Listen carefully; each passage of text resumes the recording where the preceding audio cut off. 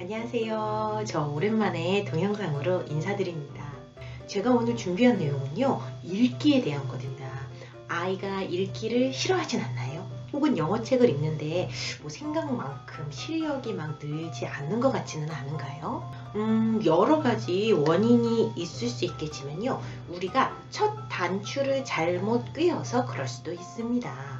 단어를요, 잘 못 읽고, 즉 문자를 해독하지 못하고 상황을 이해하지 못하니까요, 금방 재미없어지고, 그렇게 재미없어지기 때문에 아이가 점점 읽기를 싫어하게 되는 경우가 많습니다.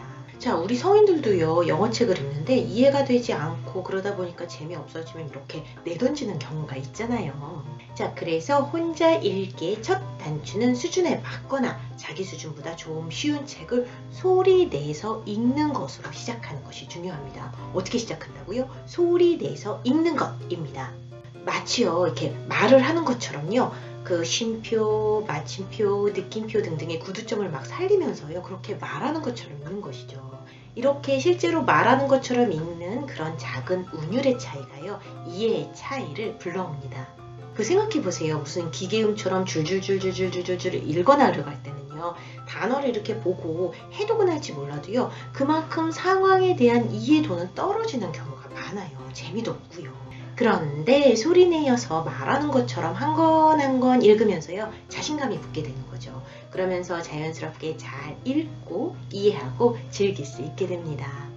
자, 그렇게 영어책을 읽는 것을요, 유창하게 읽는다라고 말을 하는데요, 이런 소리내어 읽기로 읽기 실력을 올리는 사람을 저는 너무너무 많이 보았고요. 사실은 저 개인적으로도 효과를 많이 보았습니다. 소리내어 읽는 연습을요, 꾸준히 하다가요, 이게 몸에, 머리에 붙으면요, 즉 자동화가 되면은요, 소리내어 읽지 않고 자연스럽게 소리 안 내는 묵독으로 넘어가요. 이해를 수반한 묵독이요. 그럼 이해를 못해서 재미없어서 책을 던지는 일은 상대적으로 줄어들게 됩니다. 자, 그럼 소리내어 읽는 것이 어떤 효과가 있는지 제가 조금 더 설명을 해드릴게요. 자, 첫 번째, 음성 언어 능력 개발입니다. 자, 생각해보세요. 원래 언어는 듣고 말하는 것이 기본인데요, 외국어로 영어를 배우는 환경에서는 머릿속에 이렇게 많은 음성 언어의 표상을 갖기가 참 어려워요. 그렇죠? 소리내어 읽으면서 단어와 문장을 읽으며 막 발음도 연습하고요, 강세, 억양, 리듬, 끊어 읽기 등도 연습할 수 있습니다. 또한 소리내어서 읽으면은요, 말하기 연습하고도 관련이 있어요. 또한 자신의 소리를 들을 수 있다는 큰 장점이 있습니다.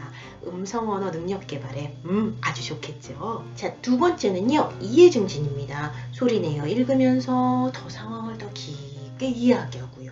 왜냐면요, 이야기의 상황, 감정, 태도, 스타일, 어조, 그런 것을 이렇게 재현을 하게 되잖아요. 그러면서 이해의 폭을 팍팍팍 넓힐 수가 있습니다. 자, 세 번째, 학습 강화입니다. 소리내어 읽으면서요, 말하기, 듣기, 읽기 연습을 이렇게 우리가 좀 통합적으로 하잖아요. 이렇게 통합적으로 학습을 강화할 수 있습니다. 아무래도요, 한 가지 학습 경로보다는요, 말하기, 듣기, 읽기 등의 학습 경로를 함께 사용하니까요, 더 배운 내용이 강화될 수 있는 것이죠. 자, 그럼 정리해서 말해볼까요? 영어책 읽기를 잘하려면 첫 단추를 어떻게 끄면 좋다고요? 맞습니다. 소리내어 읽기입니다. 자, 이렇게 소리내어 읽기로요, 유창성을 개발하고 머릿속에 언어, 음성 언어의 표상을 가지면서요, 자동화가 점점 일어나는 거예요. 그죠? 그럼 그렇게 하지 말라고 해도요, 묵독으로 넘어가게 돼요. 우리가 겉으로 이렇게 봤을 때는요, 겉으로는 가만히 책장을 넘기는 것 같은데요, 눈, 머리, 마음이 엄청 바쁜 독립 읽기자가 될 수 있습니다.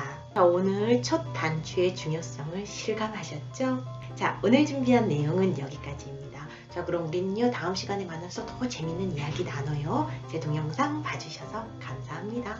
Bye for now.